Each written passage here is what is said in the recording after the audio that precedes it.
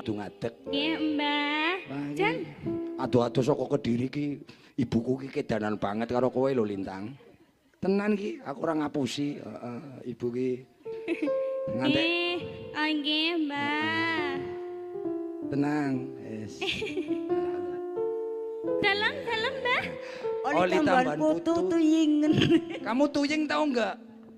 Enggak. Tuying itu Tuying apa? itu bahasa Tegal, artinya cantik. Oh, cantik. Iya. Mosok toh? Mosok ket mau aku dihapusi wae. Itu artinya cantik. Ini sinden saya ini tuying-tuying dan itu Yuwasri itu tuying sekali itu. Oh, Artinya cantik sekali. Tuying we gering maksudnya. Ayo. Iya, Mbah. Mbah mau nderek bernyanyi nggih, Mbah? Mau nemenin Lintang nyanyi? Boten lega mawon. Wah, lenggah mawon. Lah lagi kurang no Mbah manggil jenengan lenggah mawon, Mbah. Iya. Kanggo lintang. Dalam? Kedok lintang mawon. Oh, nggih. Nemenin Lintang nyanyi mawon nggih, Mbah? Ngancani. Oh, nggih. Mohon izin dong sama si Mina. Mohon izin nggih, Mbah. Dalam? Arep gendingan apa ora? Nggih. Ya mangke niki bariki kok gendingan ya, sing halus-halus ya. Nggih. Ini ben membuktikan bahwa Lintang itu bukan penyanyi campur sari doang, tapi sakit nyinden orang. Oh, nggih. Karena ibu itu nasional lagu dangdut ya seneng, jineman-jineman gendingannya seneng. Oh, nggih. Ngapunten kali bapak dan ibu. Kulane tekarane muni putu ketambahan. Kula niku ngomong-ngomong karo angin tok. Deko nganti dugi karo bapake, karo buke, karo rayine wis ditoleh. Nggih, alhamdulillah ya nggih, Mbah. 1000 perak pun kula mboten nyangoni. Iya kon harus sangoni kon puas kon. Lho, nggih. Puas kon, krungu lho kan ana putu-putu panjaluk bayaran nang Mbah. Kamu itu sebagai cucu. Tapi kula saking Kediri nih kok, Mbah. Ya Kediri mana balik dewek mana los. Piye ta iki? Ayo Lintang. Arep sing alus dhisit apa monggo Ibu terserah Ibu. Oh, Di situ wis Nah, sing halus. susu simbah ngantuk. Iya, Oh, sing alus nggih. dhisit. Sing alus apa? Yang Lintang? alus tuh jineman toh, Mbah? Ya jineman apa apa. Jineman nggih, Mbah. Ular kambang, Mbah. Oh, ular kambang Ular ya. kambang. Iya. Ular kambang, ular Nek kambang. kok cilik kelas 3 kan Nggih. glatik glinding. Oh, gelatik glinding. Oh, remenane gelatik glinding. Nggih, gelatik glinding Simbah kan riyen. nyetel kowe kelas 3 SD. Nggih. Terus gendingnya kan glatik glinding. Nggih, Mbah. Terus saniki kan pun SMA kelas loro. Nggih, kelas 2. Zaman biyen kan urung metu wulune. Nah, iki saiki Lah gambreng. sakniki pripun, Mbah? Ya. Ora usah kebacut. Oh, nggih. Ayo coba jajal gladik-gladik. Kaca-kaca siap siaga nggih kuwi nggih. Nggih. Monggo. Kali lenggah mriku mboten napa-napa. Nggih. Ini, monggo syutinge dipaske. Yuk, monggo. Kinupita Halus. kangku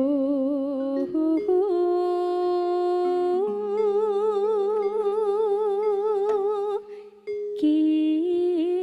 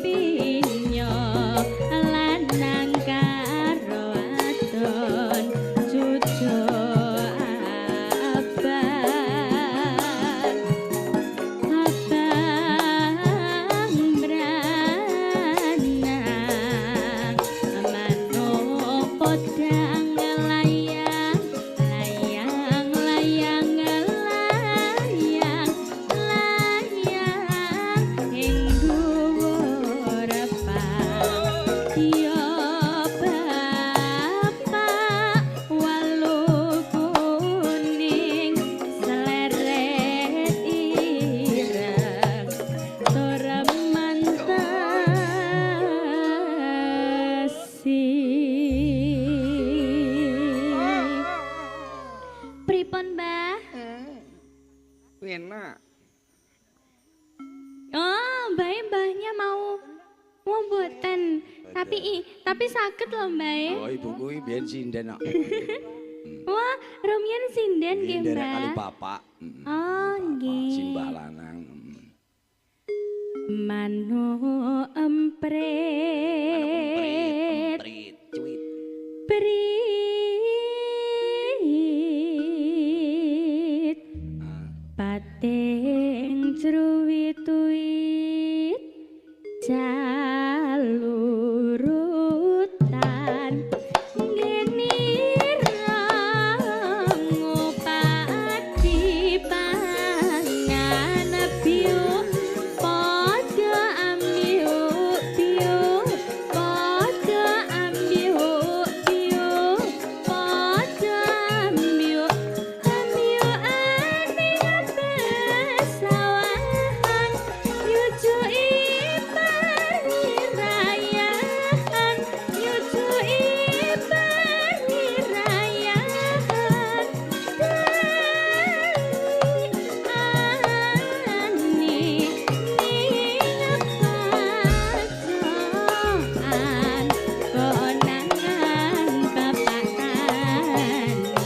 Bapak tani mingat ningut tambah sangut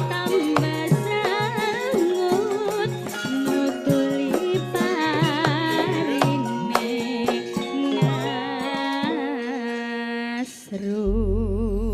ngasrut. Matur nuwun yo, Nduk. Tasik dereng rampung, Mbah. Wong Tegal kuwi kaya kowe. Nek rik-riken kok anteng tapi nek alus malah lunga. Oh, ngoten. Pun rampung nali jenglitan. Nah, Oh, cengkelitan. mboten napa-napa, Mbah. Pokoknya dinikmatin saja hari ini nggih, Mbah. Mboten napa-napa, yang penting hatinya senang nggih, Mbah nggih. Nah, mboten napa-napa nggih, Om. Mboten napa-napa. Nggih. Dilanjutkan dulu nggih. Dintekke ben wareg. Nah, Manuk petet dit pating cruwit-uit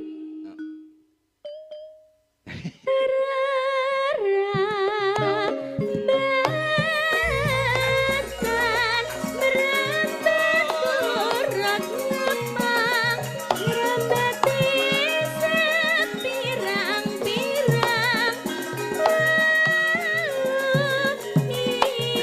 ijo cucuk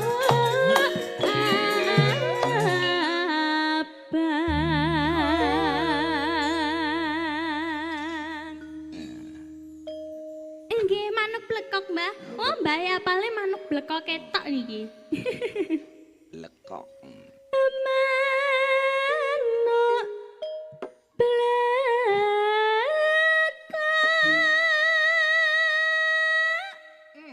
Nggonku lidah dalak-dalak minta kodok cocok mepet tenggok angget seraning teledok angalire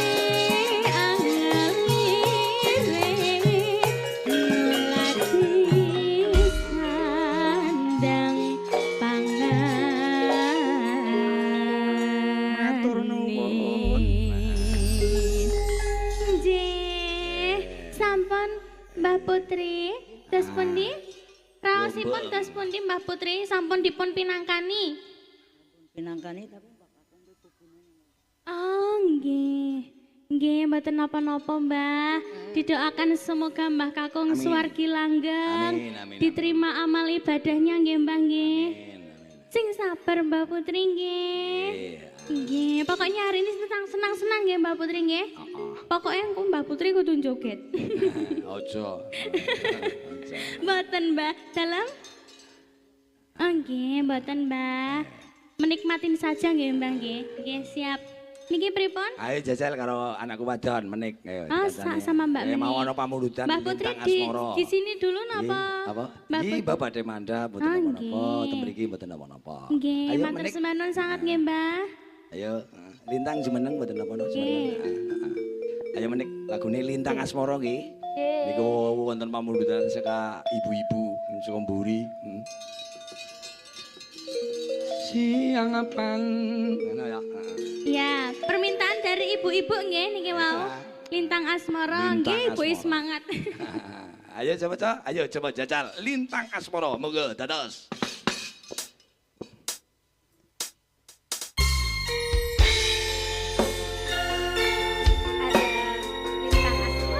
Ada Mbak Menik, cantik gemoy bisa aja. Arjuna Laras Indonesia.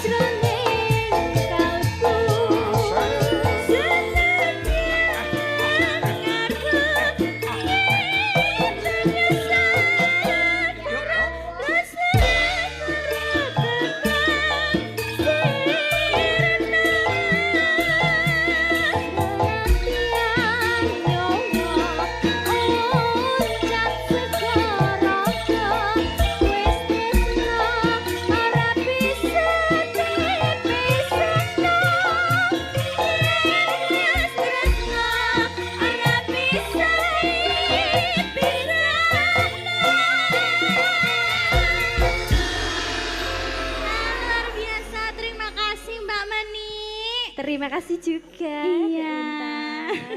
Aduh, Jan. Gimana Om ini Om? Oh, ya lumayan. Menik duduk kamu masih berdiri. Oh iya. Walintang mulai pinarak monggo mboten napa-napa mangke dibajutaken ora ketak 21 season lagi. Oh Pinarak, nggih, Rik. terima kasih. Jan Walintang langsung iki mesti Walintang iki nembe. Wah, aku diporsi sak pol-pole. Biasane nek melu dalang iki mesti lagune 1 2 monto kaya 4 iki nganti 10. Engko dibajutake Kang kripik gedang-kripik telak sithik gedang watune rata, tak cerita sedelak mengko Mbak Lintang nembang sak lagu atau 2 lagu maning Kang. Heeh, pokoke mengko bengi iki durasine nambah ora masalah. Heeh, wis pokoke maksimal mengko jam 2 kudu wis rampung, Yes kae, dirampungi Kang. Monggo dhisit ke anak kancane nyong teka. Ini ya Allah, ndara elang madenda Kang, kancane sampean sing mondok bareng sing saiki dadi raja Kang. Dipapak teng. Iya Kang, dipapak teng.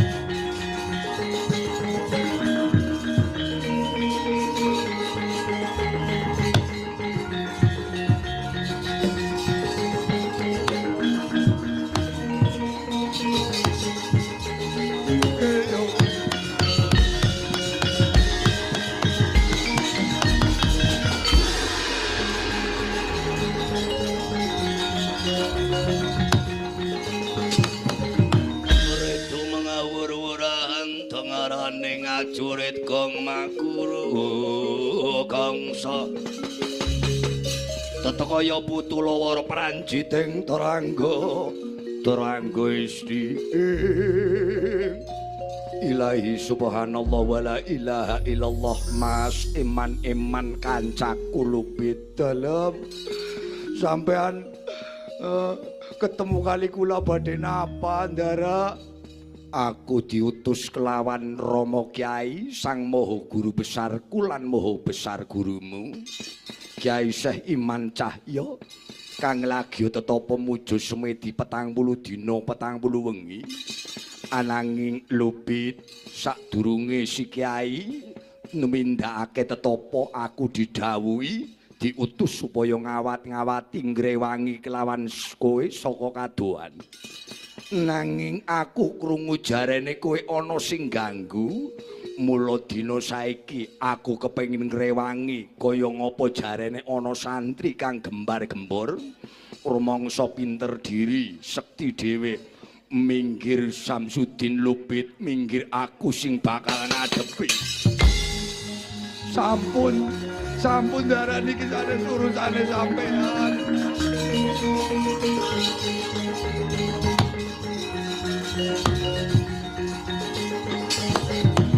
Ya Allah, tulung darah sampean sampun melu-melu. Niki wis dadi kewajibane kula. Kula mun janji, pokoke kula apa jarene Kyai. Ora Lupit. Kowe kemiyen dadi kancaku ngangsu kawruh mondok aning kene 10 taun. Aku saiki dadi ratu, dadi raja mergane kowe.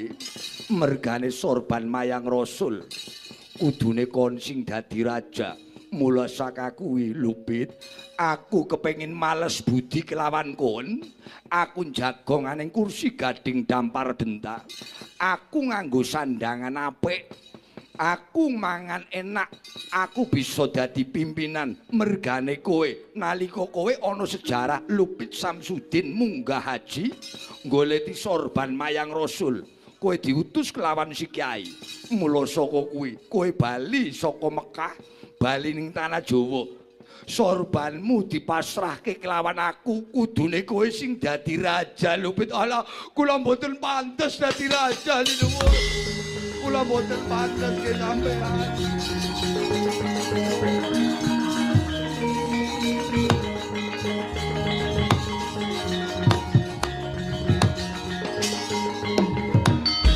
Yakin sung